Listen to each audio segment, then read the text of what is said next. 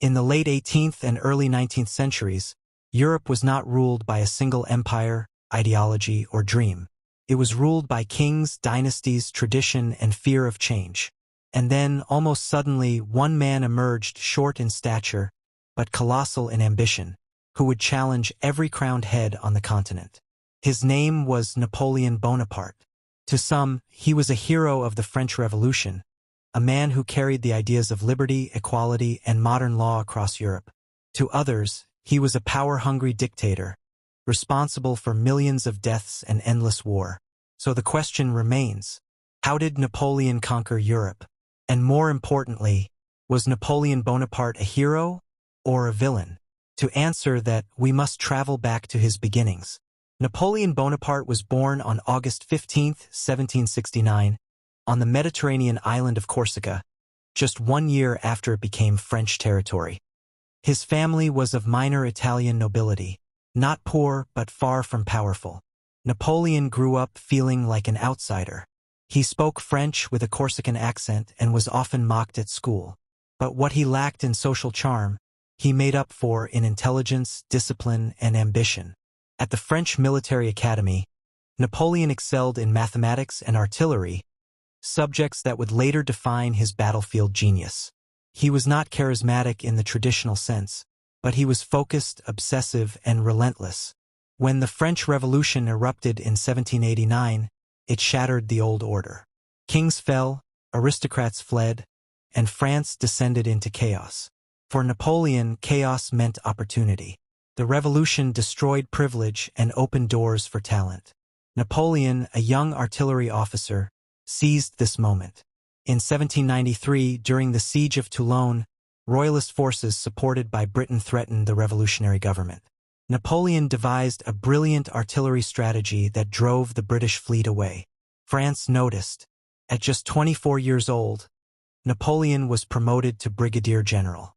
But his real rise came in 1795, when royalists attempted to overthrow the revolutionary government in Paris. Napoleon responded with ruthless efficiency, ordering artillery fire into the crowds.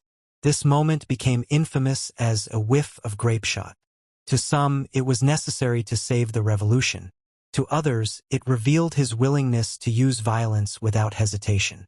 Either way, Napoleon became a national figure.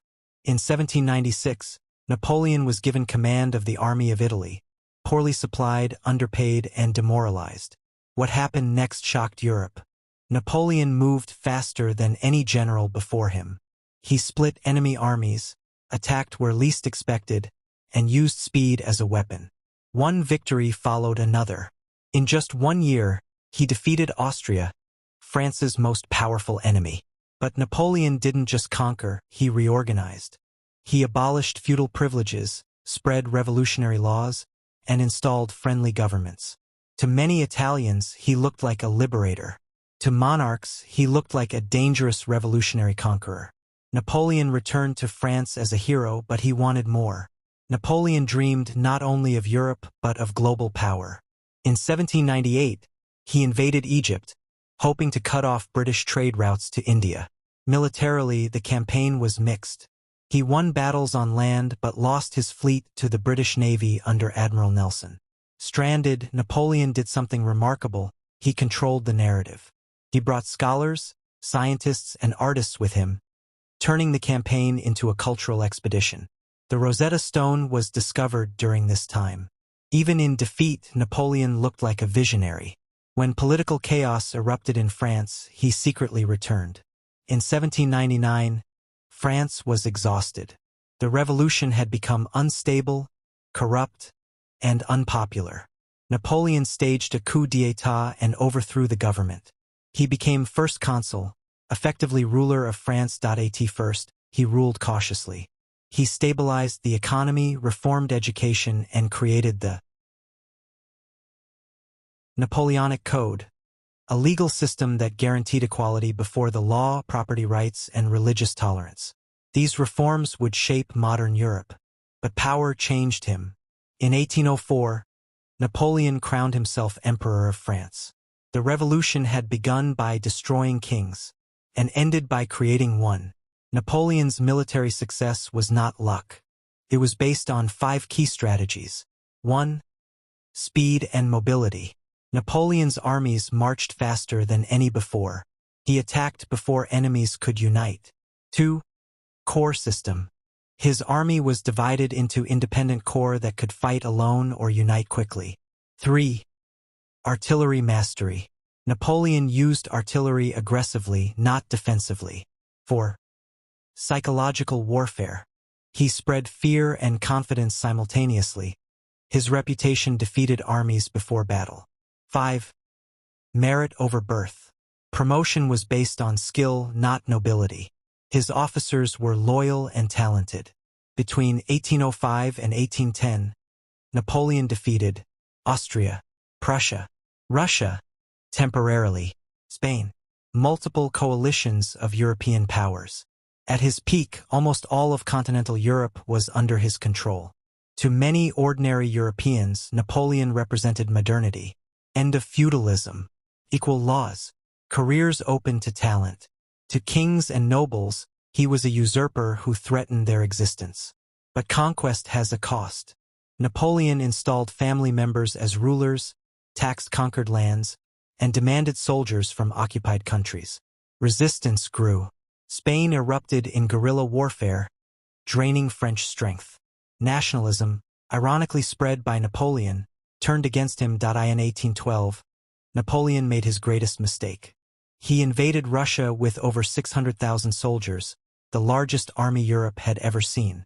The Russians retreated, burning their own land. Napoleon captured Moscow, but it was empty and on fire. Winter arrived. Disease, starvation, and cold destroyed the Grand Army. Fewer than 100,000 returned. This disaster shattered Napoleon the myth was defeated of Napoleon's and exiled invincibility. to the island of Elba. Europe But united. the story was in not 1814. over. In 1815, he escaped and returned to France. Soldiers sent to arrest him joined him instead. This period became known as the 100 Days. But Europe was ready. At the Battle of Waterloo, Napoleon was finally defeated by British and Prussian forces. This time, there would be no return. He was exiled to St. Helena, a remote island in the Atlantic. There, he died in 1821, at the age of 51. So, was Napoleon a hero or a villain? Arguments for hero. He ended feudalism, spread modern laws, promoted merit over birth, stabilized France after chaos. Arguments for villain. Constant war caused millions of deaths, ruled as a dictator, crushed opposition, put ambition above peace.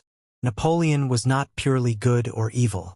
He was a product of revolution, shaped by chaos, ambition, and opportunity. He conquered Europe not just with armies but with ideas. And those ideas, law, nationalism, merit, outlived him. But history fights even harder for truth. Napoleon Bonaparte was a conqueror, a reformer, a tyrant, and a visionary, all at once.